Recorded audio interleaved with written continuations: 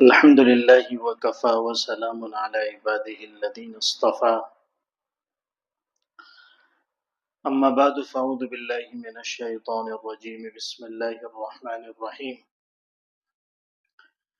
يا أيها الذين آمنوا ادخلوا في السلم كافة ولا تتبعوا خطوات الشيطان إنه لكم عدو مبين صدق الله العظيم۔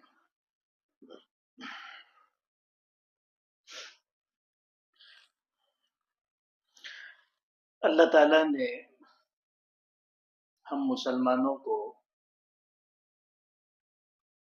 اسلام کی شکل میں ایک ایسا دستور حیات دیا ہے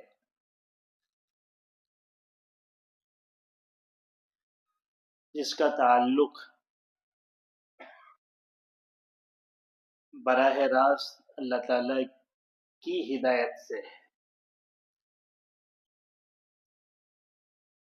یعنی اللہ تعالیٰ نے ہمارے حق میں جو چیزیں خیر تھی انہیں ہمیں کرنے کا حکم دیا، اور جو چیزیں شر تھی ہمیں ان سے بچنے کا حکم دیا۔ چونکہ اس کا تعلق اللہ تعالیٰ سے ہے اور اللہ ہمارے خالق و مالک ہیں، ہماری فطرت، ہماری مصلحت اور ہماری ضرورتوں سے اس سے زیادہ کوئی واقف نہیں ہے۔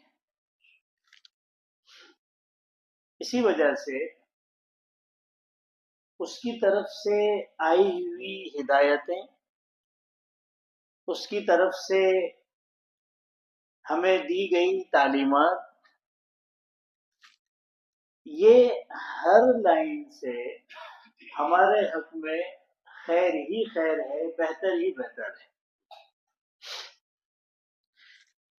تو دین اسلام کا تعلق صرف حواس خمسہ اور عقل تک محدود نہیں ہے، بلکہ اس کی اصل بنیاد اس سے آگے وحی الہی سے ہے۔ اسی وجہ سے آپ کو ہمارا دین ہر اعتبار سے ممتاز نظر آئے گا۔ الحمدللہ لاجیکل بھی ہے، منطقی بھی ہے، لیکن اگر کوئی حکم ہمیں اپنی عقل کے اعتبار سے قابل فہم نہ ہو، ہمیں اپنے اعتبار سے حکمت و مصلحت کے خلاف نظر آتا ہو، ہمیں اپنی خواہشات کے برخلاف دکھتا ہو، تب بھی یہ یقینی بات ہے کہ وہ جو شریعت کا حکم ہے، وہ جو اللہ اور اس کے رسول کا حکم ہے، اسی میں ہمارے لیے خیر و بھلائی ہے۔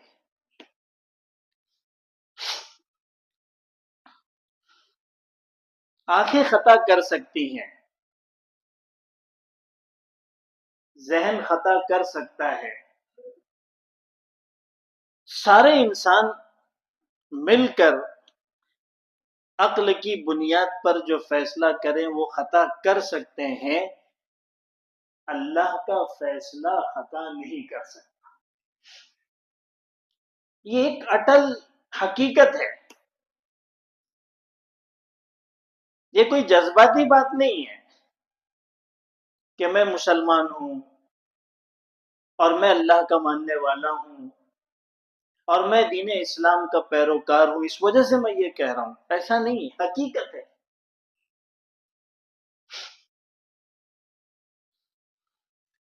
اگر نگاہ سے جو چیز نظر آتی اور وہ حقیقت ہوتی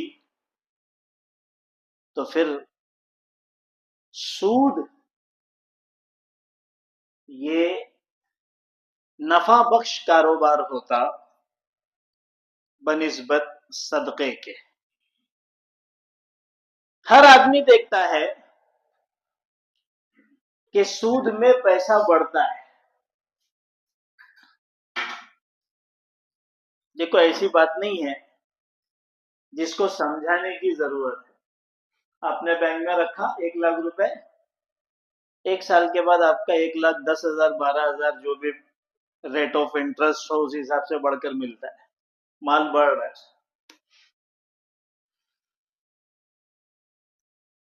اور اگر آپ زکوٰۃ نکالتے ہیں، صدقات نکالتے ہیں، اللہ کے راستے میں خرچ کرتے ہیں تو یقیناً مال کم ہوا. آپ نے اپنے جیب میں 5,000 روپے رکھے اور پھر کوئی ضرورت کا موقع نظر آیا، آپ نے اپنے 5,000 میں سے 1,000 نکال کر اس کو دے دیا.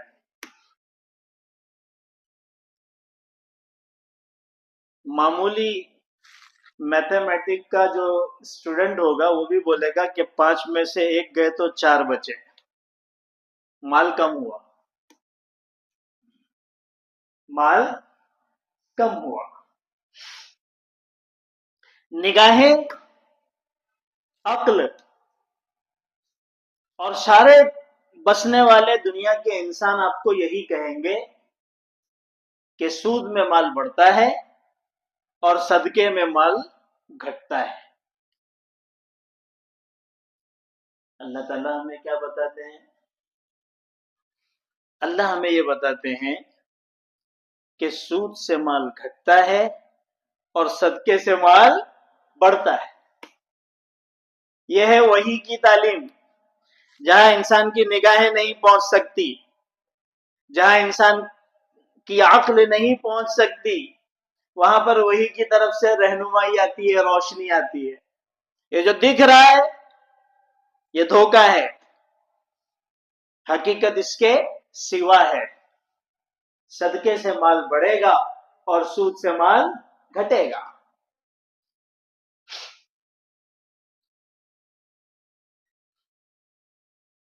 دنیا میں 2 معاشی نظام ہیں، اکنامک سسٹم. کتنے ہیں؟ 2. ایک سسٹم وہ ہے جو اس وقت چل رہا ہے، جس کو آپ کیپٹلزم کہتے ہیں، اردو میں جس کو سرمایہ دارانہ نظام کہتے ہیں. اسلام کے مقابلے میں یہ سسٹم پہلے آیا. روس میں آج سے تقریباً 1 صدی پہلے اس سرمایہ دارانہ نظام کے مقابلے میں ایک اور نظام آیا جس کو آپ سوشلزم اور کمیونزم کہتے ہیں، جس کے بانی کارل مارکس اور لینن تھے، جو روس کے بہت بڑے لیڈر گزرے ہیں. کیپٹلزم میں انسان کی انفرادی ملکیت کو مانا جاتا ہے کہ ایک انسان جتنا چاہے کمائے. پوری بات سنیے. تو ظاہر سی بات ہے بہت سارے لوگ مالدار بن جاتے ہیں اور بہت سارے جو ہے وہ غریب بن جاتے ہیں. اس اونچ نیچ اور عدم مساوات کے مقابلے میں ایک نیا نظام روس سے شروع ہوا، اشتراکیت کا نظام، سوشلزم کا نظام، کمیونزم کا نظام، کہ انفرادی ملکیت کوئی چیز نہیں، سب کا ہے. کوئی آدمی کروڑوں پتی، اربوں پتی ہو، دولت کی ریل پیل ہو، سارے اسباب معیشت اس کے پاس ہو، اسی کی فیکٹری، اسی کی کمپنیاں، اسی کی دکانیں، اسی کے شو روم، اسی کے پاس سونا، اسی کے پاس چاندی، پیسے کی ریل پیل اس کے پاس ہے، اور دوسرا آدمی بھوکوں مر رہا ہے. ایک نیا نظریہ آیا کہ سب کے ساتھ مساوات اور برابری ہونا چاہیے، سب یکساں ہونا چاہیے، سب کی ملکیت برابر ہونا چاہیے، کوئی غریب نہیں، کوئی امیر نہیں۔ یہ نظریہ اتنا مقبول ہوا کہ ایسا محسوس ہونے لگا کہ یہ پورے دنیا پر غالب آ جائے گا، بس اسی کا چرچا۔ لیکن دنیا نے دیکھا صرف 74 سال میں 74 ایئرس یہ نظریہ اور یہ نظام کولیپس ہو گیا، اس طریقے سے تباہ ہوا کہ روس، جہاں سے یہ نظریہ شروع ہوا تھا، جہاں کا لینن تھا، جہاں کا کارل مارکس تھا، جو بانی تھے اس نظریے کے، انہی لوگوں نے لینن کے بڑے بڑے مجسمے جو اس کے عروج کے دور میں پورے روس میں لگا دیے گئے تھے، گرا گرا کر اپنے پیروں سے ٹھوکریں مار کر توڑ دیے۔ نظام تباہ ہو گیا، ختم ہو گیا، کہ یہ عملاً ممکن نہیں ہے، پریکٹیکلی چیز نہیں ہے کہ ہر ایک کا سب کچھ ہو۔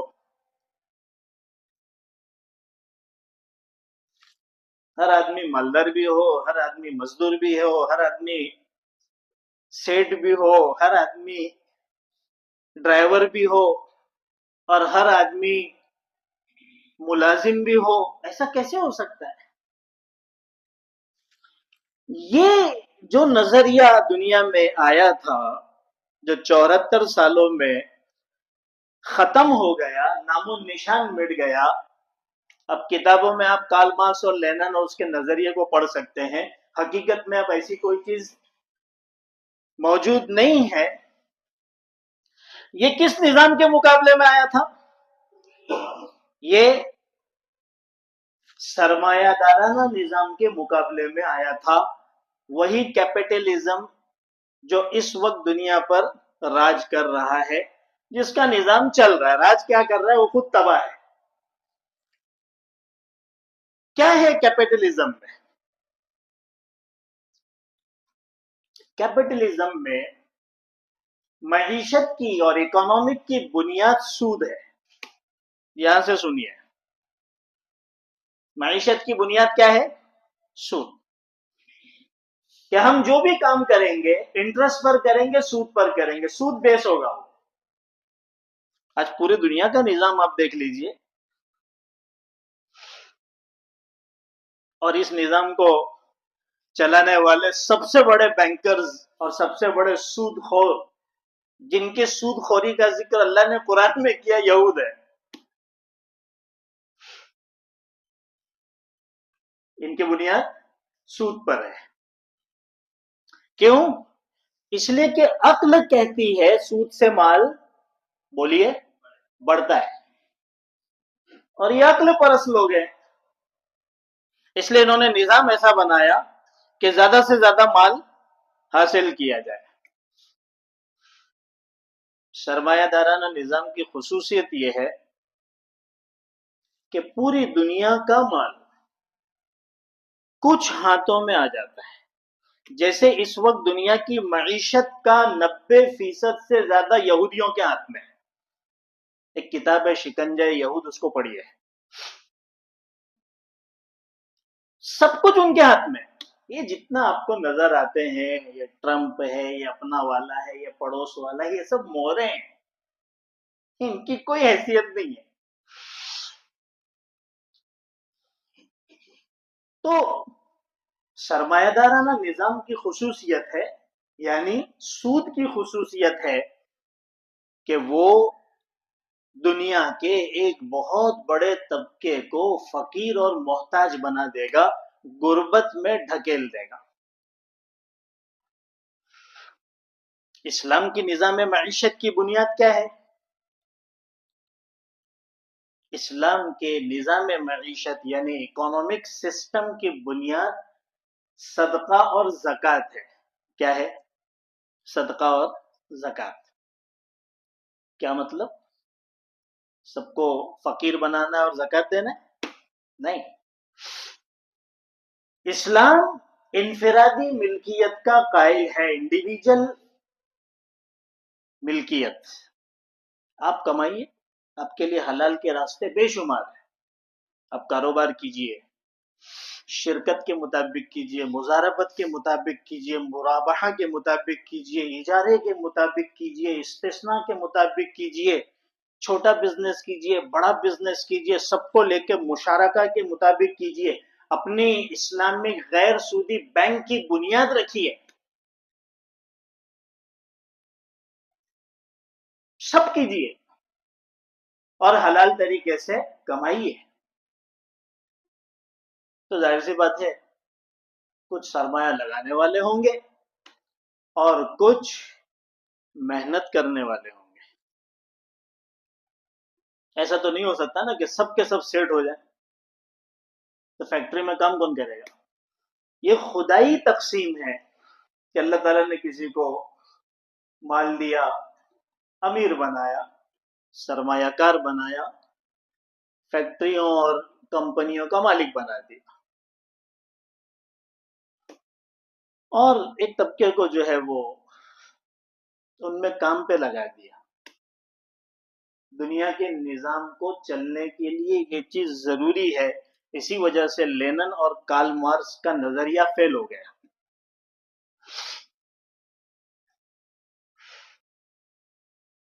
تو کمانے والے کمائیں گے، دولت بنائیں گے، اور ایک طبقہ ایسا بھی رہے گا جو کمزور رہے گا. فطری چیز ہے، ہر زمانے میں رہا ہے.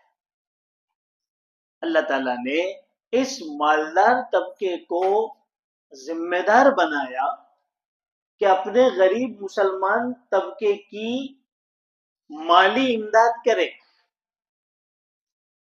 اسلام اور کیپٹلزم میں فرق یہی ہے کہ اسلام ان غریبوں کا حق مالداروں کے مال میں لازم قرار دیتا ہے.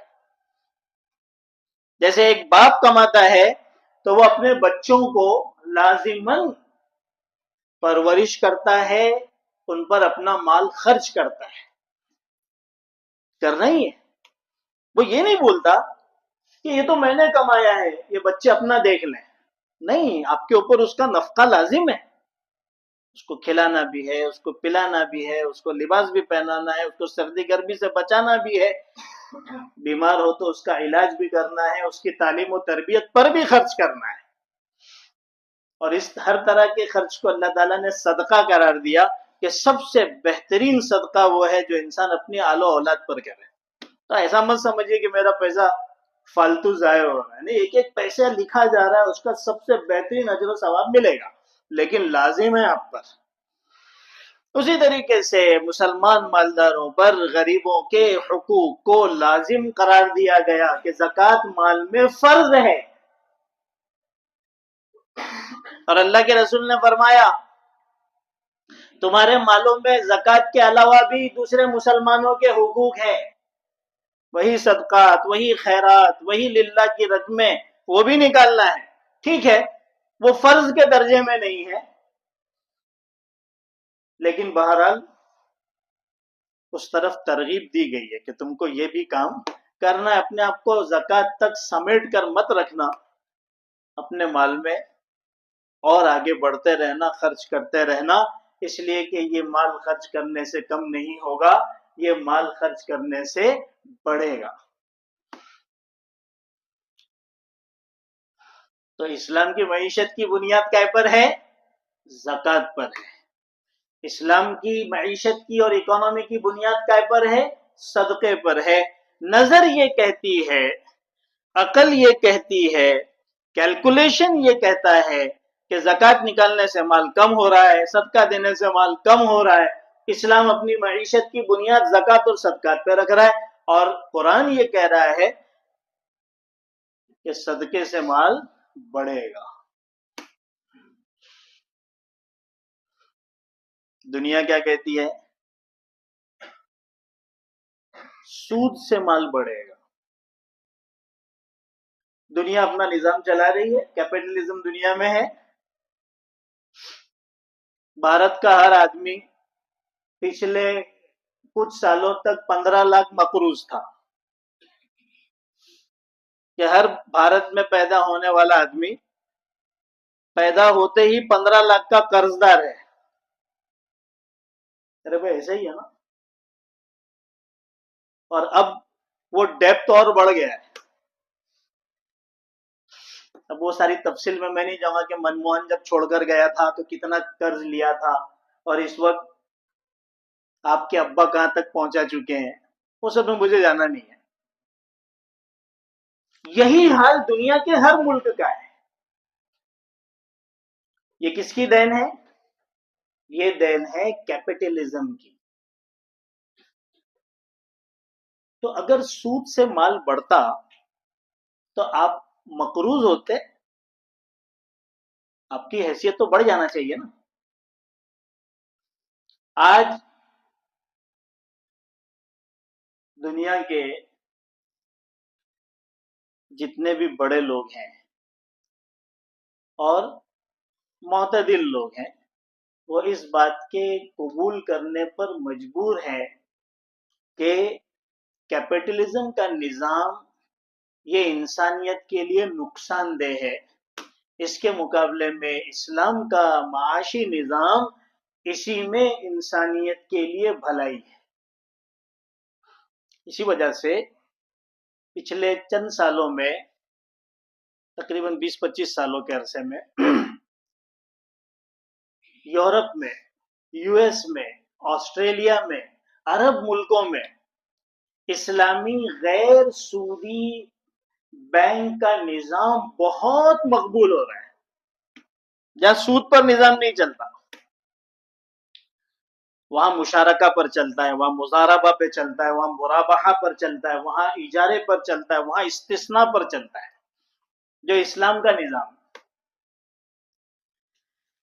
کہ جس زمانے میں بہت بڑے کرائسس چالو تھے اس زمانے میں بھی یہ اسلامی معیشت کا نظام پھل پھول رہا تھا اور بہت اچھے نتائج دے رہا تھا.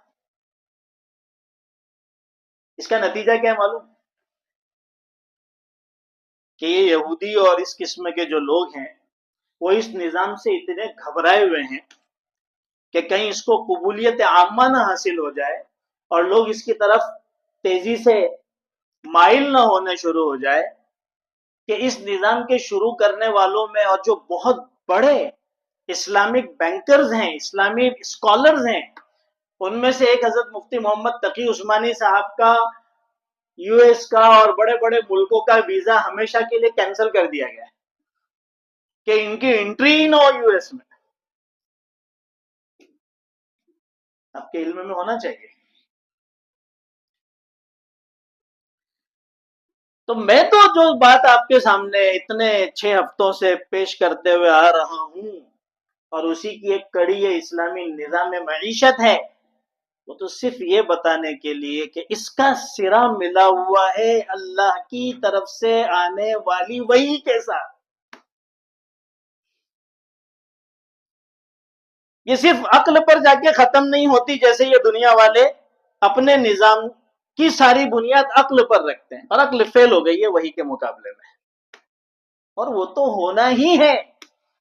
ان الباطل کان زہوقا، باطل کو تو تباہ ہونا ہی ہے.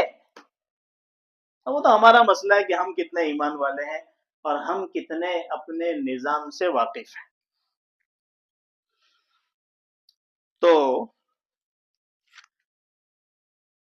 معیشت کا نظام ہو یا دوسری وہ ساری چیزیں جن کی میں نے مثالیں پچھلے 2-3 ہفتوں میں دی، آپ یہ محسوس کریں گے کہ اسلام کی جو تعلیمات ہے جس کا سرا جا کر اللہ کی طرف سے آنے والی وحی سے جا کر ملتا ہے، اس کی بات ہی الگ ہے، اس کی کوالٹی ہی الگ ہے، اس کی خوبیاں ہی الگ ہے، اس کے فائدے ہی الگ ہیں.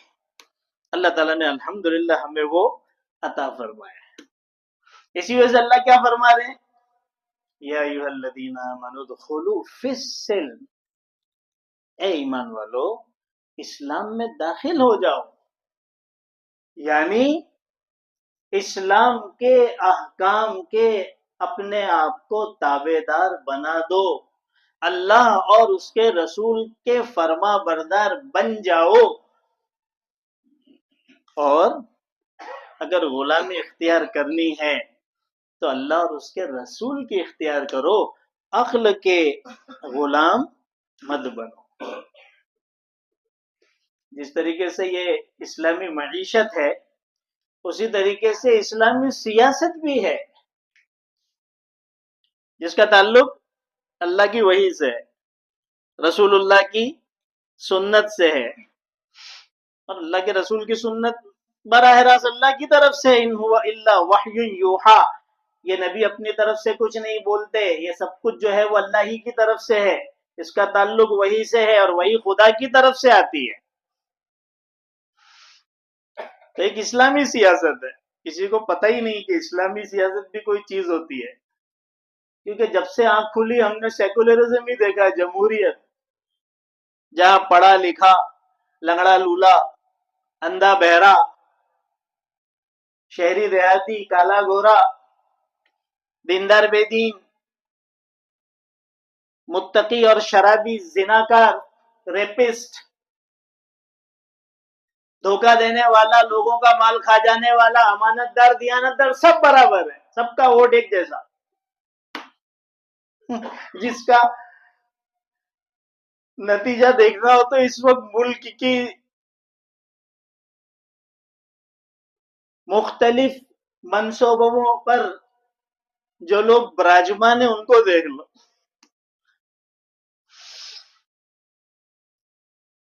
جو وزیر تعلیم ہے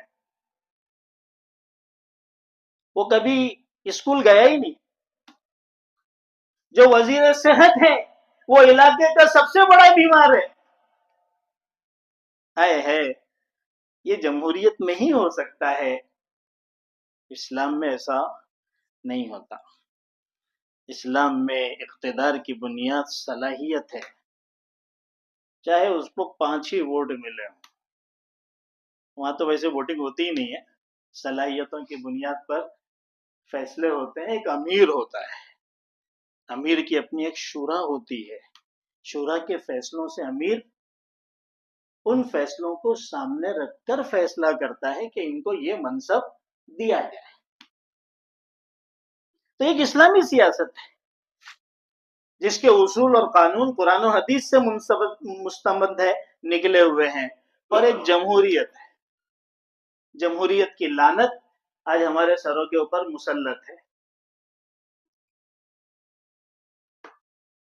اللہ تعالی ہمیں جہاں تک ہمارا اقتدار ہے، ہماری قوت ہے، ہماری طاقت ہے، ہم کر سکتے ہیں، وہاں تک ہمیں اسلام کے اصولوں کو اپنانے اور اس پر عمل کرنے کا حکم دے رہے ہیں۔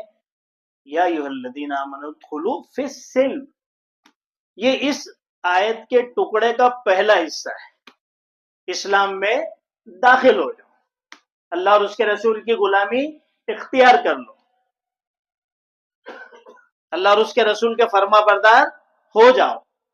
جب اللہ اور اس کے رسول کا حکم آ جائے، ساری مصلحتیں پیچھے، ساری حکمتیں پیچھے، دماغ قبول کرے نہ قبول کرے، دماغ میں آئے نہ آئے، اس اللہ کے حکم کے آگے اپنے آپ کو ڈال دو، یہ ہے اسلام۔ کتنا ڈالیں؟ کلمہ تو پڑھ لیا ہوں، سب کہیں گے اشہد ان لا الہ الا اللہ واشہد ان محمدا عبدہ ورسولہ۔ کلمے کی طاقت کا انکار کس کو ہے؟ 100 سال کا کافر اس کلمے کے پڑھنے سے ایمان میں داخل ہو جاتا ہے، بشرطے کہ صدق دل سے ہو۔ تو ایمان میں تو داخل ہو گئے، یا ایھا الذین آمنوا ادخلوا فی السلم تو ہو گیا، اسلام میں تو داخل ہو گئے۔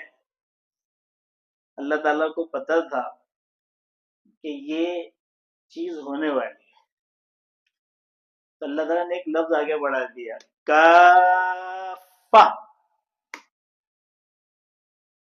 صرف کلمہ پڑھنے سے کام چلے گا نہیں، اسلام میں پورے کے پورے داخل ہو جاؤ، اسلام میں پورے کے پورے داخل ہو جاؤ، تب جا کر وحی کی برکات تمہیں حاصل ہوگی، اللہ کی مدد و نصرت تم کو حاصل ہوگی، تب جا کر تم حقیقی معنی میں مومن اور مسلمان کہلاؤ گے۔ اور پھر جو ہمارے وعدے ہیں کہ ہم مسلمانوں کی ضرور مدد کرتے ہیں، ہمارے اوپر لازم ہے کہ ایمان والوں کی نصرت کریں، وہ سب تم دیکھو گے۔ ایک لفظ نے ساری حقیقت کھول دی اسلام کی، اور ساری حقیقت کھول دی مسلمانوں کی۔ پھر آپ کو کبھی انشاءاللہ یہ اعتراض نہیں ہوگا، یہ اشکال نہیں ہوگا، دماغ میں سوال پیدا نہیں ہوگا کہ مسلمان اتنے ذلیل کیوں ہیں، اتنے حقیر کیوں ہو گئے، ان کو اتنی پٹائی کیوں مل رہی ہے، ہر جگہ یہ مار کیوں کھا رہے ہیں، انہی کے گھر پہ بلڈوزر، انہی کے ادارے توڑے جا رہے ہیں، ان کی مسجدوں کو گرایا جا رہا ہے، ان پر اجتماعی طور پر حملہ کر کے شہروں اور ملکوں کو تخت و تاراج کیا جا رہا ہے۔ آخر کیا وجہ ہے؟ اس لفظ نے بتا دیا، کافہ۔ یہ بات میں یہی چھوڑ رہا ہوں، اور پھر یہ سلسلہ آگے جمعہ چالو رہے گا کہ اسلام میں پورے داخل ہونے کا مطلب کیا ہے، اور اگر ہم اسلام میں تو ہیں جیسے ابھی ہیں لیکن پورے نہیں ہیں، تو کیا ہمارے لیے اللہ کی طرف سے کوئی سوغات ہیں؟ اصل میں اردو لفظ بولتے ہوئے بھی سوچنا پڑتا ہے کہ اس میں سے کتنے % لوگ سمجھیں گے۔ کیا اللہ کی طرف سے اس پر کوئی سزا ہے؟ تو اللہ تعالیٰ نے اس کو بتا دیا ہے کہ اگر اسلام میں پورے داخل نہیں ہوئے تو تمہارے ساتھ کیا ہوگا، یعنی اللہ مسلمانوں کے ساتھ کرے گا۔ یہ فیصلہ اللہ کی طرف سے ہے، کس کے لیے ہے؟ کافروں کے لیے نہیں، مسلمانوں کے لیے۔ کس پر ہے؟ کہ مسلمان تو ہو لیکن پورے کے پورے اسلام میں داخل نہیں ہو۔ پھر انسان وہ اپنی انفرادی زندگی میں بھی حالات کو دیکھے گا، اور اجتماعی طور پر بھی وہ سارے حالات سامنے آ جائیں گے۔ انشاءاللہ اس کو آئندہ ہفتے کے لیے رکھتے ہیں۔ اللہ تعالیٰ ان باتوں کو سمجھنے کی توفیق عطا فرمائے۔ سبحان اللہ بحمدہ۔